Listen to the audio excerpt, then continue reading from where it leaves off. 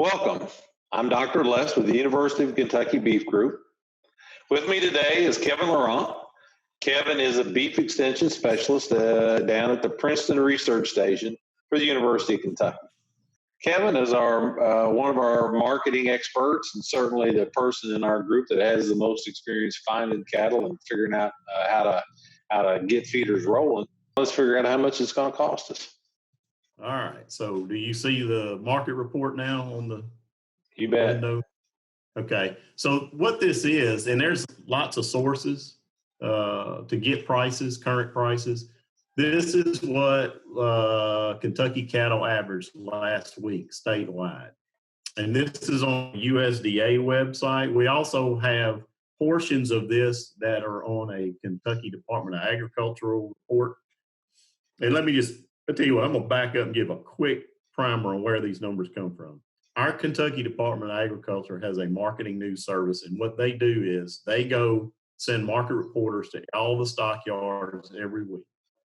Okay, they report prices for cattle, and then they submit these prices to the USDA, and then USDA puts them in these summaries for public use. So you can see, for this last week, what was it, 18,000, almost 19,000 head sold.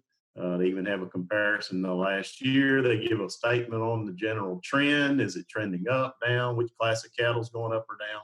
And then it has, scroll through, you can see it starts with steer, and it starts with what we call our number one or our top kind of cattle, or grade of cattle, medium and large frame ones and twos. Okay. So you can see, and it starts the lightest weight and ranges on up, right? So that's steers, ones and twos.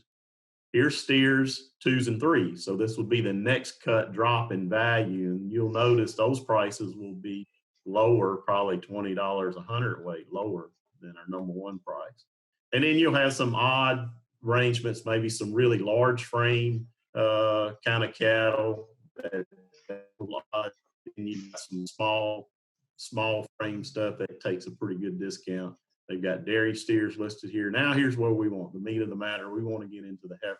So here's where we're going to start looking to see what our heifers are worth, or what heifers are worth that we're going to try to buy. Medium and large, ones and twos, okay, heifers. So that's our top cut or top grade of heifers. Now, I would stay out of these extremely lightweight categories if at all possible. Dollars per head obviously is cheaper there, but we want heifers that have some growth to them, that we've got some quality to them. Some of these are fine, they're just young, but we have a better chance of getting into some quality if we get into our 5 weights and better. If you know where you're buying, you can dip into the 4 weights as long as you know the history again and where they're coming from. If I'm going to a stockyard, I'm buying in the 5 weight range, I'll have a better chance, I think, of getting quality if I'm buying cattle with unknown history. So let's look at this. Let's look at this, how they have this broken down. Let's look at the 5 weights. You can see 580 head sold between 5 and 550.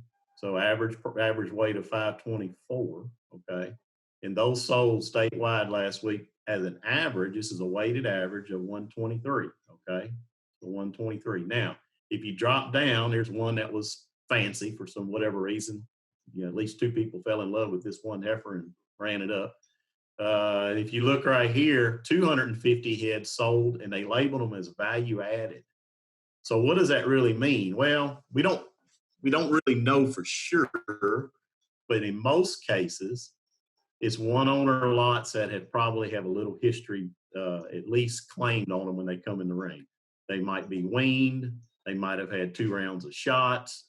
Might be good genetics or something. Some claim is made when they come in the ring. They look the part.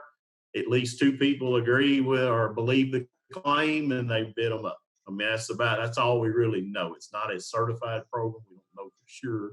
But most of the time, it's wean lots or double type lots that'll get that value added tag.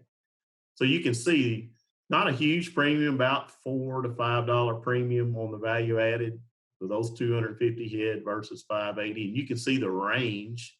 Some of those went as high as 136.50.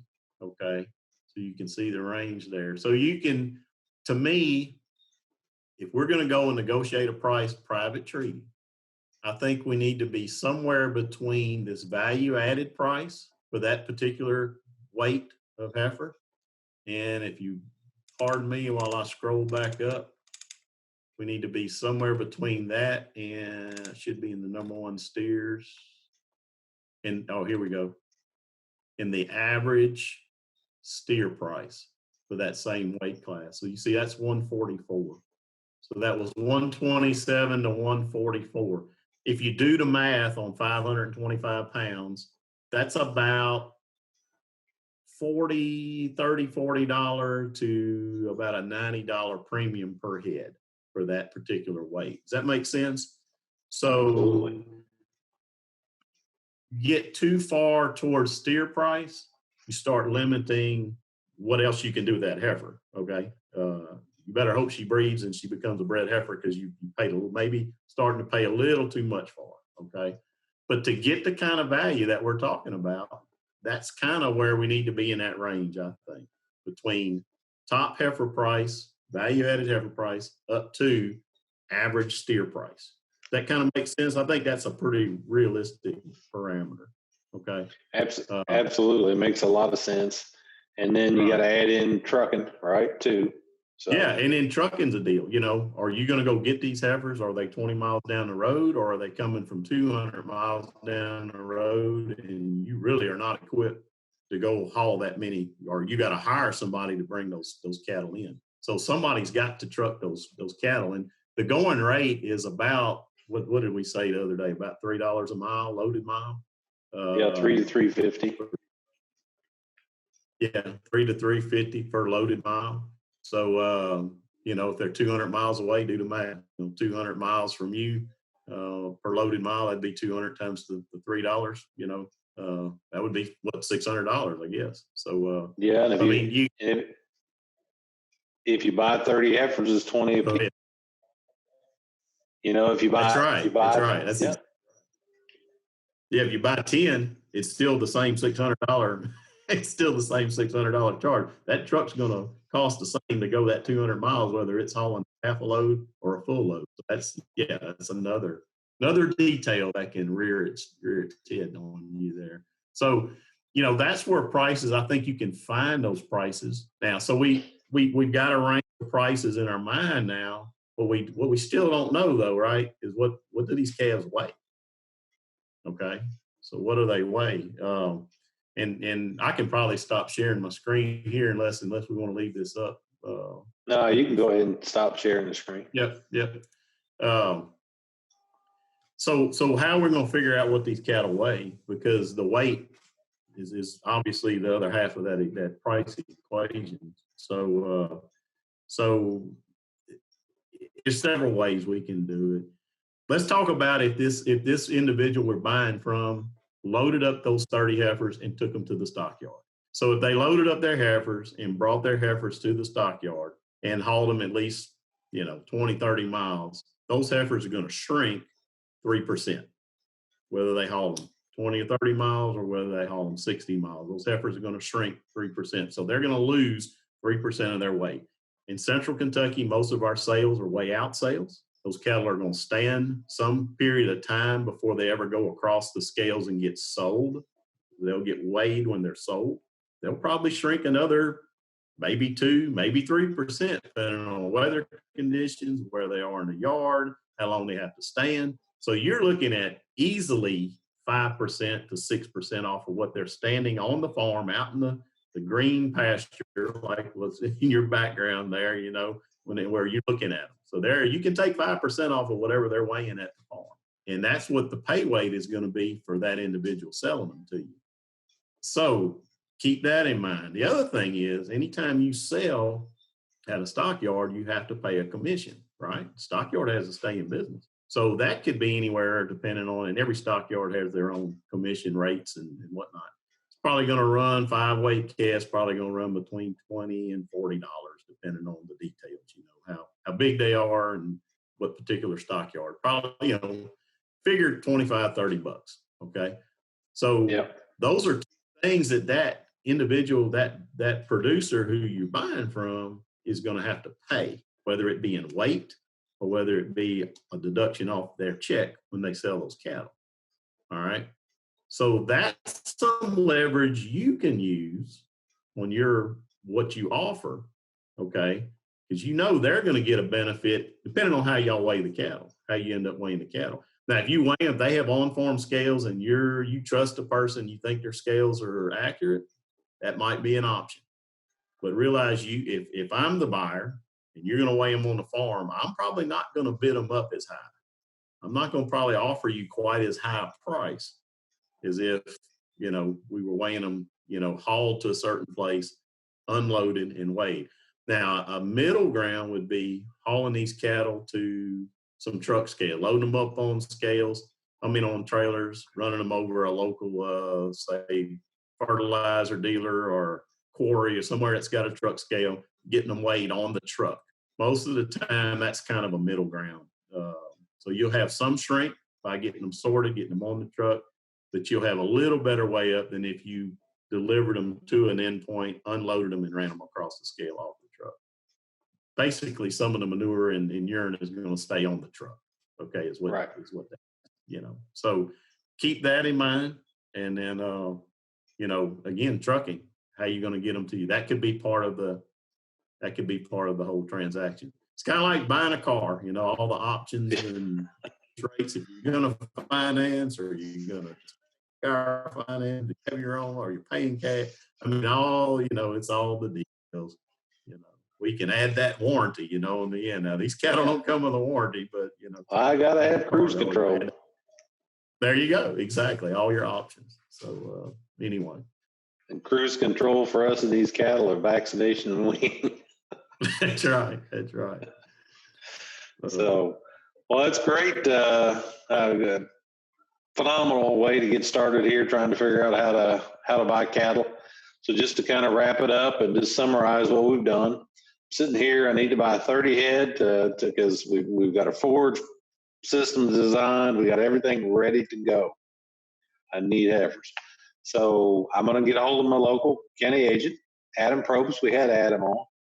Going to get from that county agent contact information for the stockyards, contact information for an order buyer, and then contact information for any cattlemen that we may have in the area that he knows of within a county or two area that might be able to might have 30 heifers for sale.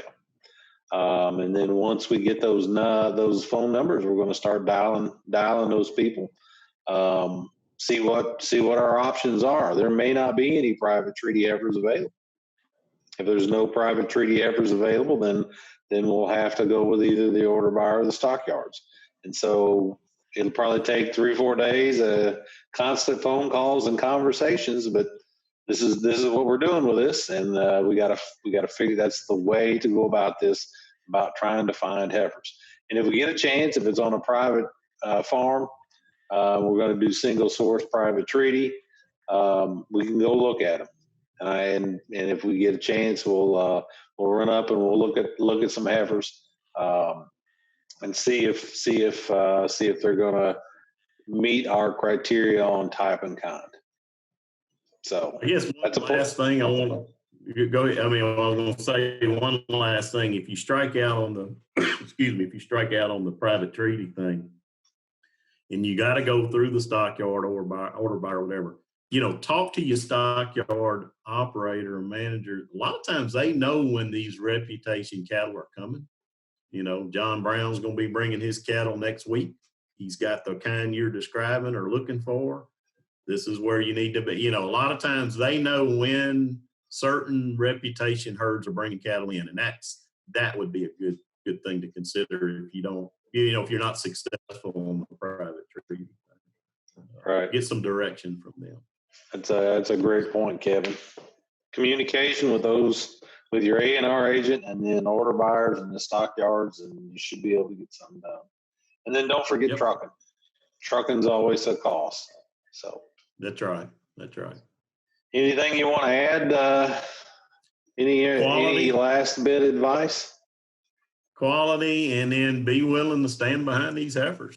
when you sell them, I think your reputation is what moves you from just a cattle trader, which has a negative connotation a lot of times, to somebody who's actually selling a value-added product is your reputation. I know this is the first time for this person, but I think a long-term goal would be trying to, if everything works out with your source of heifers, you may be able to keep going back to that same source year after year and have some confidence in what you're selling as a bred heifer, and know that you've got quality heifers, quality genetics that you can stand behind if folks have trouble.